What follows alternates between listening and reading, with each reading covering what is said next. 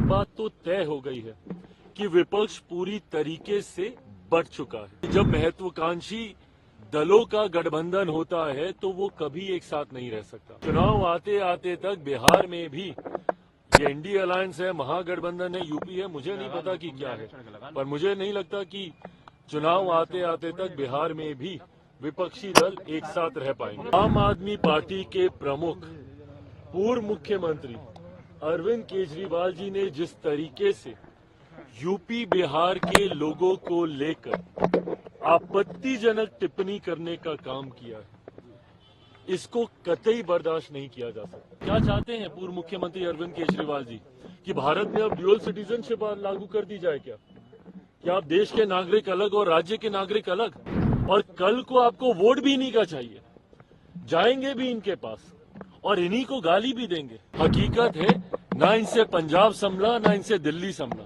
और दिल्ली के लोगों ने इस बार बदलाव का मन बना लिया। आज स्वतः इन्हीं के घटक दलों ने इंडी अलायंस को स्वाहा कर दिया। जो विपक्षी दलों का गठबंधन, जिसका महिमा मंडल ये लोग करते नहीं थकते थे, और उसको एनडीए के सामने विपक्षी एकता का चेहरा बनाने का ये लोग काम करते थे इंडी अलायंस को, आज उन्हीं के कई घटक दलों ने उसकी समाप्ति की घोषणा कर दी। ऐसे में एक बात तो तय हो गई है कि विपक्ष पूरी तरीके से बढ़ चुका है, और इस बात को मैंने कई बार बोला है कि जब महत्वाकांक्षी दलों का गठबंधन होता है तो वो कभी एक साथ नहीं रह सकता। ऐसे भानुमति के कुनबे को कई बार बनते और बिगड़ते हम लोग देख चुके हैं।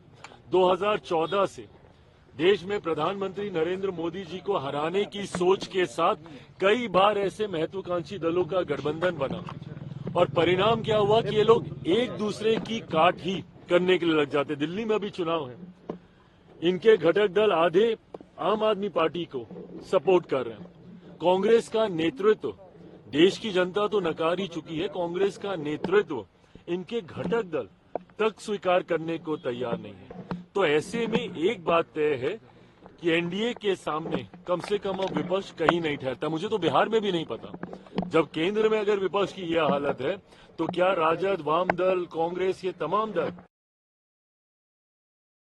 क्योंकि कांग्रेस की भी महत्वाकांक्षाएं, अभी तो 100 का आंकड़ा इन्होंने पार नहीं किया, पर महत्वाकांक्षाएं तो बड़ी हुई। चुनाव आते आते तक बिहार में भी ये इंडी अलायंस है, महागठबंधन है, यूपी है, मुझे नहीं पता कि क्या है, पर मुझे नहीं लगता कि चुनाव आते आते तक बिहार में भी विपक्षी दल एक साथ रह पाएंगे। ये सोच एक सत्ताधारी, एक राज्य की सत्ताधारी दल के प्रमुख की ये सोच, और वो भी एक ऐसे राज्य की सत्ताधारी पार्टी जो कि देश की राजधानी है। आम आदमी पार्टी के प्रमुख पूर्व मुख्यमंत्री अरविंद केजरीवाल जी ने जिस तरीके से यूपी बिहार के लोगों को लेकर आपत्तिजनक टिप्पणी करने का काम किया है, इसको कतई बर्दाश्त नहीं किया जा सकता। यूपी बिहार के लोगों को फर्जी कहना, वाड़ा करते हैं, आके पहचान पत्र बनाते हैं, किस तरीके की सोच है ये। आज अभी हम लोग महामहिम के साथ बैठे हुए थे और उसमें ये चर्चा हुई कि ये वही यूपी बिहार के लोग हैं। अगर एक दिन अगर ये लोग कार्य ना करें तो कहीं ना कहीं देश की गति थमने पर आ जाएगी। इतना महत्वपूर्ण योगदान है, और ये किस तरीके की बांटने की सोच है। क्या चाहते हैं पूर्व मुख्यमंत्री अरविंद केजरीवाल जी कि भारत में अब ड्यूअल सिटीजनशिप लागू कर दी जाए क्या आप देश के नागरिक अलग और राज्य के नागरिक अलग। ये देश की वो राजधानी है जहां पे देश भर से लोग आते हैं, और किस तरीके का संदेश आप उस राजधानी से आप देना चाह रहे हैं, और कल को आपको वोट भी इन्हीं का चाहिए, जाएंगे भी इनके पास और इन्हीं को गाली भी देंगे। ये वही सोच है जो कि महाराष्ट्र में भी एक राजनीतिक दल था, जो महाराष्ट्र में बिहारियों के ऊपर लाठी चलाने का काम करता था, और आज उद्धव ठाकरे जी की पार्टी, और आज वही सोच को अरविंद केजरीवाल जी, ये पूरी तरीके से फ्रस्ट्रेशन है इनकी। जिस तरीके से आज एनडीए गठबंधन को हर सर्वे में बढ़त मिल रही है, जिस तरीके से एक बात है कि पिछले 10 सालों में लगातार इनकी सरकार होने के बावजूद ये अपने वादे पूरे नहीं कर पाए। कौन कौन से देश से तुलना की थी कि दिल्ली को ये बना देंगे, क्या क्या कहा था कि दिल्ली की सड़कें कैसी कर देंगे तो पानी कैसा वहां का हो जाएगा। आज भी जाके देखिए वहां के नलों से गंदा पानी, आज भी जाके वहां की सड़कों के हालात देखिए, वहां का इंफ्रास्ट्रक्चर देखिए।